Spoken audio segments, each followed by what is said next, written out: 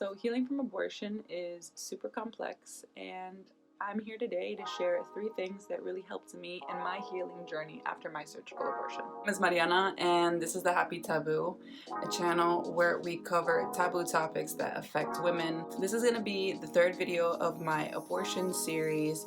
If you haven't seen the first 2 videos, they're from 2017, but they're still up, so you're more than welcome to watch it. Yeah. So if you see me looking down, it's because I have notes that I'm going to be looking down at. So the purpose of this video is really just to share what helped me physically and mentally, just the overall recovery. I don't think there's enough conversation around what happens after an abortion. I believe that it's very much so like some people think you go in for an abortion on Friday, you come back on Monday, and you're fine. That's usually not the way that it goes. It can go for some, but you know, the experience does vary from person to person. So yeah, here we go. The first thing I did, letting myself feel the feels. The first night after my abortion, I cried a lot. I didn't expect to feel sad. Like when I was on my way home, I felt like fine. Like I was just like, I'm hungry and I want to go rest, but I wasn't like really sad. And then at some point during the night, I woke up and I just started crying. And I think it's important that we validate our feelings, right? Even if the abortion is something that we wanted, it's important to validate our whole experience. And giving yourself that space was my decision. I think that definitely helped the healing process because it allowed me to just grieve, to process my emotions and say, you know what, I'm upset and that's okay. It's complex. It's not really like that black and white.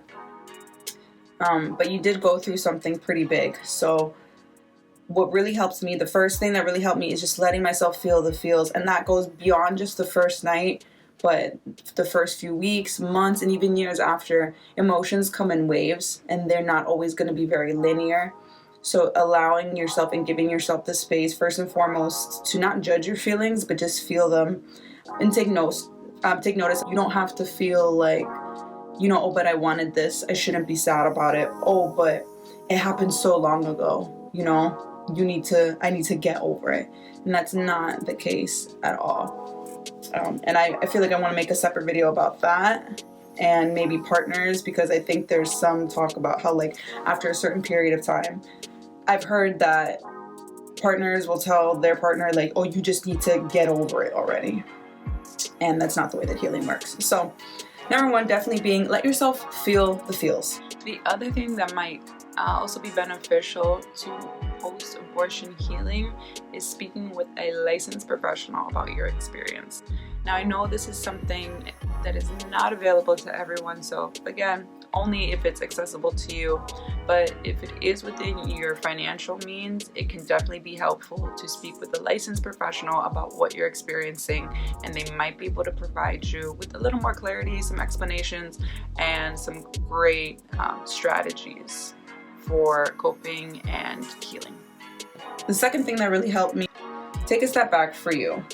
Focus on self. During the time I was super involved in school, I was a junior in college, and I was super involved. And after this happened, I just knew that I needed to take a step back. So I needed time to get myself back on track and make sure that I was good, right?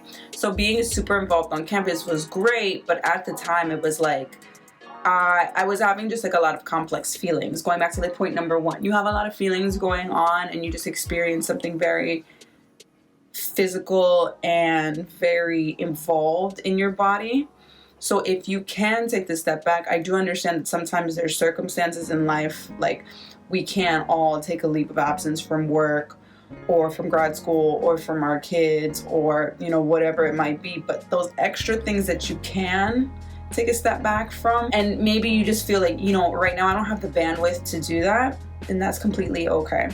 Now, I do want to say that although taking a step back can also be very beneficial to give you the time to really just focus on yourself and make sure like your health is okay, physically and mentally, groups and being involved and interacting with other people can also, on the flip side, help as long as you feel like there's an even exchange of value there. So if you enjoy, you know, like serving in your local faith organization, or if you enjoy working with the elderly or volunteering with animals or gardening. Those can be activities that add to that daily joy and that might actually benefit you.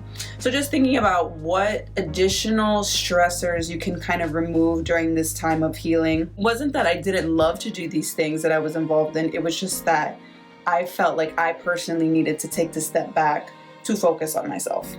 There's definitely a way to go about it in a way that's respectful, just like anyone else who takes a leave of absence for medical reasons. And if you'd like to hear more about my experience with that, kind of taking a step back, shoot me a message and I can definitely get back to you personally. Did make sure to kind of delegate the responsibilities that I did have to make sure that things got taken care of in the time that they needed to get taken care of. The third thing that really helped me, finding a healthy coping skill. So coping skills are what we as humans use to self-soothe during times of distress. So these can be positive or negative. In the psychology world, positive and negative have a different meaning. For the sake of this video, we're gonna stick to like what you hear in day-to-day, like positive being something good and negative being something bad. The healthy coping skill in particular that I chose was yoga. I was never really good at yoga before my abortion, and a lot of people don't know that it's actually the reason why I started to really get into yoga. Yoga really helped establish a sense of regularity and normalcy in my life in a time after my abortion where I felt like that didn't really exist. So it's like I had all these feelings. I took the step back to make sure I had the time for myself, to check in with myself, to make sure I was eating and going to class and doing all those things that I needed to do, right? But it's still like, there's like this veil, like, that happened, like, I had an abortion, like, it could kind of feel like very unreal, very surreal. So I found that an activity that was really grounding for me, and I recommend this to anyone, find that activity for yourself. The activity for me was yoga, and I think it has to do, it's all super connected in the way that like yoga is all about mindfulness, the breath, being attentive to your breath, focusing sensations in your body. It's a very great grounding physical activity to do, to practice. And I found it very beneficial also because I did it every day for like 20 minutes a day. So in that time where I was super scattered, my mind was everywhere and kind of just moving from day to day. And in those first few days and weeks, yoga really helped me like give my life some stability, right? Because it's like, you know what?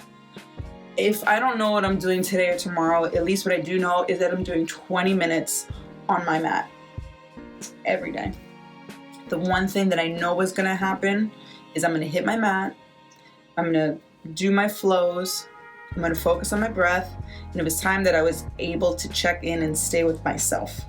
If you want to hear another video about yoga, as you guys can see, I'm super open to whatever ideas you might have.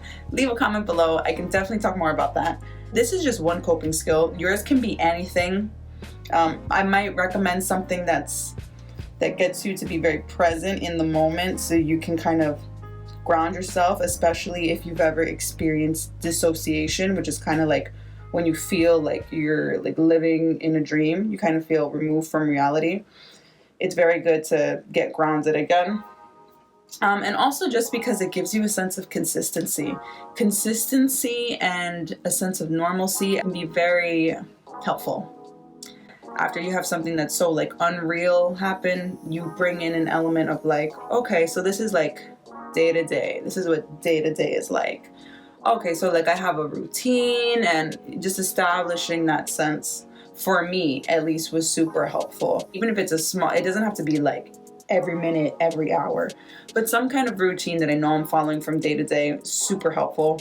It makes you feel good. Exercise, endorphins, you know. So again, just to recap, 3 things that really helped me, how I recovered from my abortion was 1, letting myself feel the feels. 2, taking a step back from myself. And 3 was finding a healthy coping skill. to ground me back into reality and to give me a sense of routine and normalcy in my day-to-day as I continue to reestablish what my day-to-day looked like after my abortion. As I briefly mentioned in the beginning, this is the third video in my abortion series, and moving forward, the Happy Taboo is going to touch on a myriad of topics that impact women, specifically taboo topics. With that being said, feel free to follow me on Instagram. My Twitter and Instagram is hi_Mariana__. And if you have any suggestions or ideas of what you'd like to see in future videos, feel free to comment below, shoot me a DM, or if you want to email me, I'll leave my email down below too. I love you guys so much. Thank you for watching.